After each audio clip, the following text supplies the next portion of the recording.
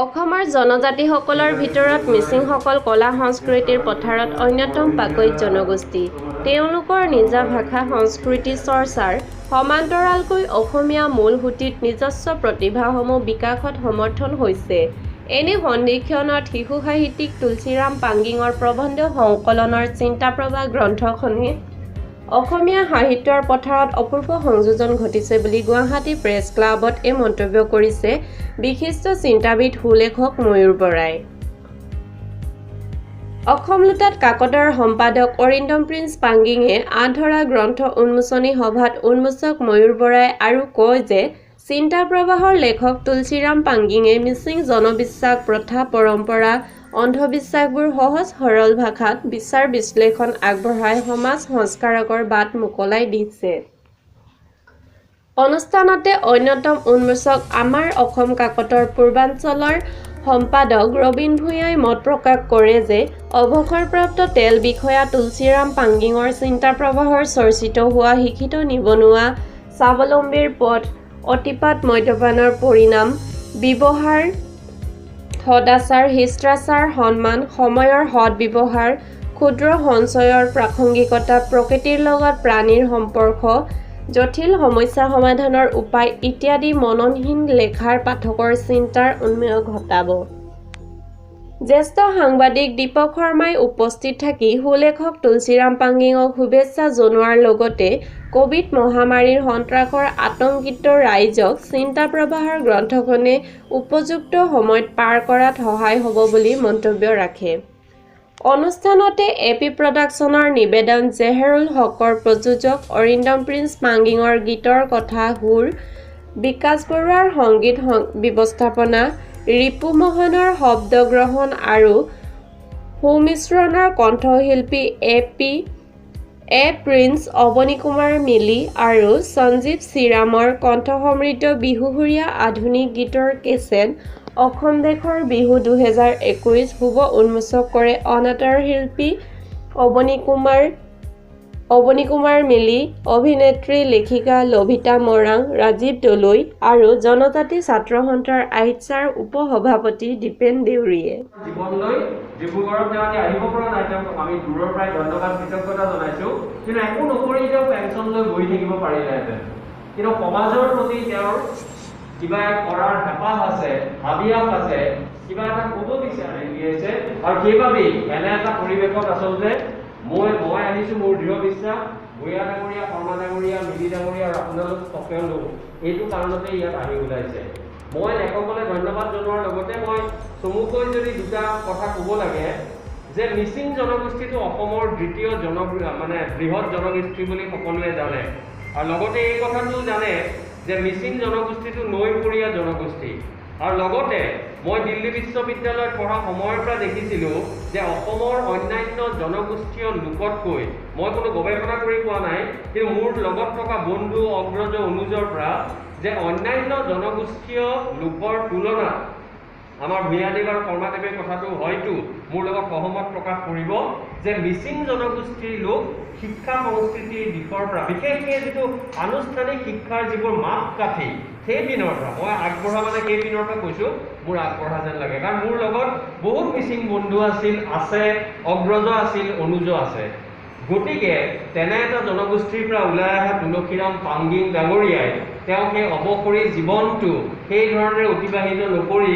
আমাৰ মাজত এই ধৰণে এইখন গ্ৰন্থ উপহাৰ দিছে আৰু গ্ৰন্থখনৰ মাজত মোক যেতিয়া অৰিন্দমে দি থৈ আহিছিল মই পঢ়ি চাওঁতে দেখিলোঁ যে মিচিং লোকসকলৰ বিভিন্ন ধৰণৰ কথা উলিয়াইছে সেই নৈপৰীয়া সেই জনগোষ্ঠীটোৰ বিয়াৰ কথা তেওঁলোকৰ বিশ্বাসৰ কথা তেওঁলোকৰ বিহুৰ কথা তেওঁলোকৰ অন্ধবিশ্বাসৰ কথা তেওঁলোকৰ আগত আহি পৰা প্ৰত্যাহ্বান তেওঁলোকৰ লগত থকা ঐতিহ্য সকলো কথা তেওঁ তাত দাঙি ধৰিবলৈ সক্ষম হৈছে। মোৰ দৃঢ় বিশ্বাস চিন্তা প্ৰবাহে অসমীয়া মানুহক অসমত বাস কৰা অসমক ভাল পোৱা মানুহক অসমীয়া স্বাভিমানে যি মানুহক মেৰুদণ্ডক পোন কৰি ৰাখিবলৈ আৰু শিৰ উচ্চ কৰি ৰাখিবৰ বাবে প্ৰতিনিয়ত অনুপ্ৰাণিত কৰে তেনে মানুহক এই গ্ৰন্থখনে সহায়কৰ ভূমিকা ল'ব অনুপ্ৰেৰণা দিব উদগনি দিব আৰু সেইখিনি দিবলৈ সক্ষম হ'ব বাবেই মই গ্ৰন্থখন পঢ়ি অৰিন্দমক কৈছিলোঁ যে গ্ৰন্থখনৰ এনেকুৱা এটা অনুষ্ঠানলৈ মই নিশ্চিতভাৱে আহিবলৈ যত্ন কৰিম। আৰু শেষত মই অৰিন্দম পাংগিঙকে আদি কৰি এনে ভাল কামৰ প্ৰতি সদায় যিজন মানুহ উদ্বিগ্ন হৈ থাকে তেনে যুৱকৰ দলটোক আহ্বান জনাইছোঁ, তেওঁলোকে এনে ভাল কাম কৰি যাওক। আশা কৰিছোঁ আমাৰ সজাগ সতৰ্ক মনোভাৱেৰে সৈতে এইটো যি আমাৰ দুখ সময়, এই দুখ সময়ক আমি পৰাভূত কৰি ওলাই আহিব পাৰিম। আৰু তেনে সময়ত আমি এই ধৰণৰ চিন্তা প্ৰবাহৰ দ্বাৰা গ্ৰন্থৰ দ্বাৰা অনুপ্ৰেৰণা পাম আৰু অধিক বিস্তৃতভাৱে আমি আলোচনা কৰিব পাৰিম। এইখিনি কথা কৈয়ে এই তুলসীৰাম পাংগিং ডাঙৰীয়াৰ চিন্তা প্ৰবাহ নামৰ গ্ৰন্থখন আনুষ্ঠানিকভাৱে উন্মোচন হ'ল বুলি মই ঘোষণা কৰোঁ। এখন গ্ৰন্থ উন্মোচন কৰিবলৈ ইয়াত লগ পাইছোঁ। সেই মুহূৰ্তটোতে কিমান ভয় লগা মুহূৰ্তৰ মাজত এটা ভাল মুহূৰ্ত, এই সম্পৰ্কত মোৰ অগ্ৰজ শ্ৰদ্ধাৰ মোৰ পৰা কৈ গৈছে যে পৃথিৱীখনেই অসুখ, পৃথিৱীৰ অসুখৰ মাজত আমি যুদ্ধ কৰি যুঁজ কৰি জীয়াই থকাৰ সময়, কিন্তু আমি অসুখৰ মাজত যদি ৰৈ যাওঁ, মানসিকভাৱে যদি ভাগি পৰোঁ, তেতিয়াহ'লে পৃথিৱীখন আৰু অচল হৈ যাব। সেইবাবে এই পৃথিৱীত এই অসুখৰ সময়তো আমি সকলো সময়তে যুঁজ দি আমি সমাজখনলৈ এটা শুভবাৰ্তা পঠাব লাগিব যে এতিয়াও আমাৰ মনত আশা আছে, এতিয়াও আমাৰ সাহস আছে এই অদৃশ্য শত্ৰুটোৰ প্ৰতি যুদ্ধ কৰা। চিন্তা প্ৰবাহী গ্ৰন্থখিনি মই যেতিয়া অৰিন্দম পাংগিঙে দিছিলে, মই গোটেইখনেই সামগ্ৰিকভাৱে পঢ়িলোঁ। কিতাপখন এইটো কাৰণে পঢ়ি ভাল লাগিল যে অতি দায়িত্ব সহকাৰে লেখকে কিতাপখনৰ প্ৰতিটো বিষয়বস্তু উপস্থাপন কৰিছে। সাধাৰণতে কিতাপৰ নামত কিতাপ এখন হোৱা নাই। কিতাপখন বহু কিতাপে ওলায়, কিন্তু দুটামান পৃষ্ঠা পঢ়াৰ পিছত কিতাপখন পঢ়াৰ প্ৰতি আগ্ৰহ নপৰে। কিন্তু এই কিতাপখন পঢ়াৰ পিছত মোৰ অনুভৱ হৈছে যে আমাৰ সমাজত এনেকুৱা এজন ব্যক্তি নীৰৱে সমাজৰ ভালৰ বাবে অহৰহ কাম কৰি গৈছে। সমাজখন ভাল হওক, কেৱল মিচিং জনগোষ্ঠী বুলিয়েই নহয়, আমাৰ সমাজৰ বিভিন্ন স্তৰত যে অন্ধবিশ্বাস আছে, কুসংস্কাৰ আছে, সেইবিলাকৰ পৰা যে সমাজখন মুক্ত হয় তাৰ এটা আহ্বান আছে এই কিতাপখনৰ মাজেৰে। আৰু মই নিজে মিচিং অধ্যুষিত অঞ্চলত জন্মগ্ৰহণ কৰা এজন ল'ৰা। আপোনালোকে জানে মাজুলীৰ মূল জনগাঁথনিত মিচিং জনগোষ্ঠীয়ে মুখ্য ভূমিকা গ্ৰহণ কৰি আহিছে। এতিয়া সেই মিচিং জনগোষ্ঠীৰ যি সংস্কৃতি, তেওঁলোকৰ জীৱন ধাৰণ প্ৰণালী আৰু আটাইতকৈ ভাল লগা দিশটো হ'ল অতি সহজ সৰল তেওঁলোকৰ দৃষ্টিভংগী। সকলো ক্ষেত্ৰতে দেখিছোঁ মিচিং জনগোষ্ঠীৰ লোকসকল অতি সহজ সৰল। তেওঁলোকে হাই কাজিয়া কৰিছোঁ মাজুলী দীৰ্ঘদিন থকাৰ সময়ছোৱাত যে মাজুলীত আটাইতকৈ বেছি পৰিশ্ৰমী বুলি ক'লে মিচিং জনগোষ্ঠীৰ লোকসকল। এতিয়াও তেওঁলোকে মাজুলীৰ যিটো কৰ্ম সংস্কৃতি, সেই কৰ্ম সংস্কৃতিটো অটুট ৰখাৰ জনগোষ্ঠী হৈছে মিচিংসকল। এতিয়া বহু সংখ্যকে খেতি পথাৰৰ পৰা বিচ্ছিন্ন হৈছে, কিন্তু সেই খেতি পথাৰত মিচিং জনগোষ্ঠীৰ বেছি সংখ্যক লোকে নতুন উদ্যোগেৰে কৃষিভূমিত কৃষি কৰ্মত মনোনিৱেশ কৰিছে। আৰু আপোনালোকে দেখিব যে অসমৰ হয়তো কোনো ঠাইতে মিচিং জনগোষ্ঠীৰ কোনো ভিক্ষাৰী নাপায়। ঘৰে ঘৰে গৈ ভিক্ষাবৃত্তি কৰা মানুহৰ সংখ্যা নাই। ক'ৰবাত আছে যদি মই নাজানো, কিন্তু মই পোৱা নাই। মাজুলীতো নায়েই, মই হয়তো ৰাতি ক'ব পাৰোঁ। আৰু ঘৰত গৈ অনুগ্ৰহ ভিক্ষা কৰি কিবা এটা লাগে বুলি কোৱা যেনেকৈ মই দেখা নাই বা শুনাও নাই। একেদৰে মিচিং জনগোষ্ঠীৰ কোনোবা চোৰ ডকাইত যদি আছে বুলি কয়, মই বিশ্বাস কৰিবলৈ টান পাওঁ। এই জনগোষ্ঠীৰ লোকে কেতিয়াও চৰিত্ৰ বৃত্তিত লিপ্ত নহয়, হোৱা নাই। মই যিহেতু মাজুলীৰ বেছি সংখ্যক লোকেই মিচিং জনগোষ্ঠী, আজিলৈকে শুনা নাই যে মিচিং জনগোষ্ঠী কোনোবা এটা ল'ৰাই কাৰোবাৰ চাইকেল এখন চুৰ কৰিলে, কাৰোবাৰ ঘৰৰ পৰা কিবা এটা বস্তু লৈ গ'ল। ডকাইতটো দূৰৰ কথা। এই যিটো জনগোষ্ঠী আমাৰ অসমীয়া মূল জাতীয় সংস্কৃতিৰ অন্যতম ভাষাভাষী জনগোষ্ঠী, এই মিচিংসকলৰ মাজৰ তুলসীৰাম পাংগিং ডাঙৰীয়াই চিন্তা প্ৰবাহ গ্ৰন্থত যিকেইটা লেখা সন্নিৱিষ্ট কৰিছে, প্ৰতিটো লেখাই সমাজৰ প্ৰতি দায়িত্ব যে তেওঁ আছে সেইটো প্ৰতীয়মান হৈছে। অন্ধবিশ্বাসৰ কথা মই কৰিব লিখিছে। তাৰোপৰি আমি যে কৰ্মবিমুখ জাতি, কাম নকৰোঁ, উঠি অহা প্ৰজন্ম যে কামৰ প্ৰতি আগ্ৰহী নহয়, মোবাইল বা দূৰদৰ্শন চাই বা তাচ খেলি বিভিন্ন সময়ত কেৰম বৰ্ড খেলি সময় পাৰ কৰে, তাত সুন্দৰ বৰ্ণনা দিছে ইয়াত। ঠিক একেদৰে মিচিংসকলৰ যি ঐতিহ্য, মিচিংসকলৰ যি সংস্কৃতি তাৰ অভাৱ আছে কেইবাটাও লেখা। আৰু সামগ্ৰিকভাৱে তেখেতে এতিয়া সমাজৰ পৰা হেৰাই যোৱা এটা বিষয়বস্তু সুন্দৰভাৱে তুলি ধৰিছে, সেইটো হৈছে মূল্যবোধ, আচাৰ ব্যৱহাৰ। আমি এতিয়া দেখিছোঁ যে আগতে শিক্ষক এজনক দেখিলে স্বাভাৱিকতে আমাৰ মনত যি শ্ৰদ্ধা, ভয়, ভক্তি সেইটো এতিয়া লাহে লাহে নাইকিয়া হৈছে। আজিকালিতো প্ৰায় উঠি অহা প্ৰজন্মৰ মাজত যিহেতু আমি কাচিত হৈ দেখিবলৈ পাওঁ, অগ্ৰজসকলৰ প্ৰতি যিটো সম্ভ্ৰম, যিটো শ্ৰদ্ধা থাকিব লাগে, সেই কথাটো তেখেতে লিখিছে যে ব্যৱহাৰে মানুহক কিমান ওচৰ চপাই। এজন মানুহৰ প্ৰতি যদি আমি ভাল ব্যৱহাৰ কৰোঁ, আমাৰ একো খৰচ নহয়, বিনিময় আমাৰ পকেটৰ পৰা এটকাও খৰচ নহয়, কিন্তু মানুহজনক আমি মন জয় কৰি দিওঁ। ইমান সুন্দৰভাৱে লিখিছে, সঁচাকৈ মই কিতাপখনৰ পৰা মই নিজে উপকৃত হৈছোঁ। আৰু ভাল লাগিছে এইকাৰণেই যে আমাৰ অগ্ৰজসকলে এনেকুৱা চিন্তা, এনেকুৱা বাৰ্তা সমাজত বিয়পাব লাগে। কাৰণ সমাজখন চাৰিওফালৰ পৰা অধঃপতনৰ ফালে গৈছে, দ্বন্দ্ব বাঢ়িছে, আমাৰ মাজত হিংসা হিংসি বাঢ়িছে, সকলোফালে অৱক্ষয় বাঢ়িছে, ক্ষুদ্ৰ ক্ষুদ্ৰ কথাত লাগি আমি সংঘাত বঢ়াই লৈছোঁ। এনে সন্ধিক্ষণত এনেকুৱা শুভবাৰ্তা, সঁচাৰ্থত মানুহ হ'ব পৰা যিবিলাক গুণিমা আয়ত্ব কৰিব লাগে, সেই গুণবিলাকক দেখুৱাই দিব পৰা দেখা আমাক অত্যন্ত প্ৰয়োজন। আমাৰ মাজতে ময়ূৰ ৰঙাই আছে, তেখেতে প্ৰতিটো লেখাতে দেখিব যে যুক্তি বিশ্বৰ বিজ্ঞান মনস্কতাত তেখেতে আগস্থান দি আহিছে। তেখেতৰ সেই সানি যুক্তিৰ ওচৰত বহুতে পৰাজয় স্বীকাৰ কৰি বহুতে তেখেতক বেয়া পাব পাৰে, সেইটো বেলেগ কথা। কিন্তু সেই যুক্তিবাদী চেতনাটোৱে আমাৰ সমাজখনত ডাঙৰ প্ৰভাৱ পেলাইছে। সেইটো কাৰণে তেখেতৰ প্ৰতিটো লেখাই মই বৰ আগ্ৰহেৰে কওঁ। সেইটো কাৰণে যে সমাজত পোহৰ বিয়পাই দিয়ে, নতুন চিন্তাৰ বাট মুকলি কৰি দিয়ে। এতিয়া আমাক তেনেকুৱা বহুত লেখকৰ প্ৰয়োজন।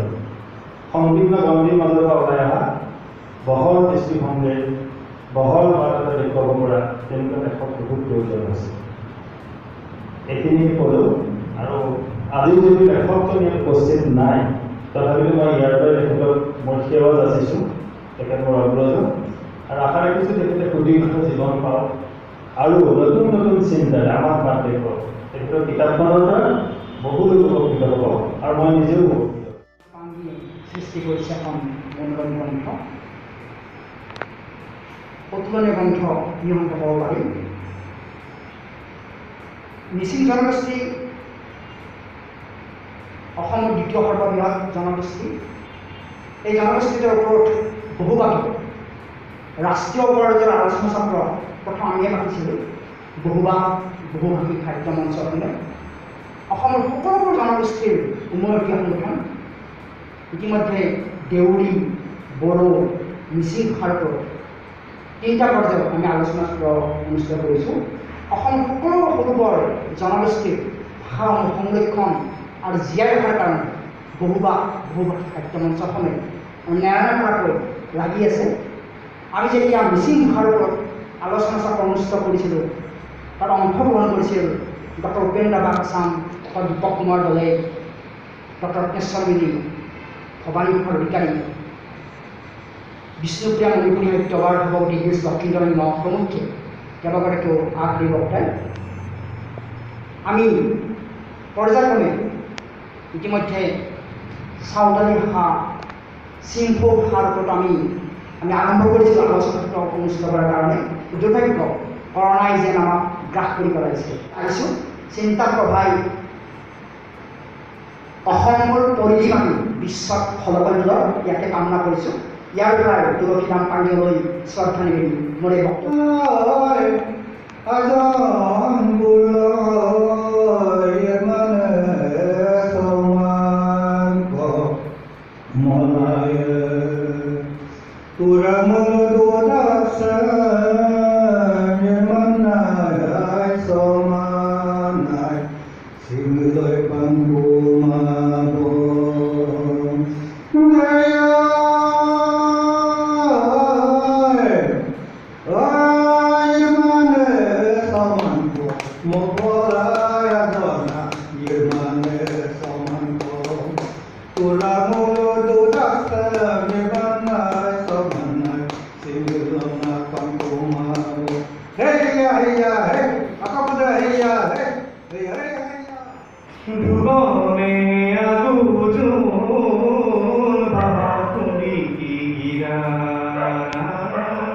Iga sawi lalu zira umbai sini hoa ujung gira siwe gira lalu nawe nikemi zira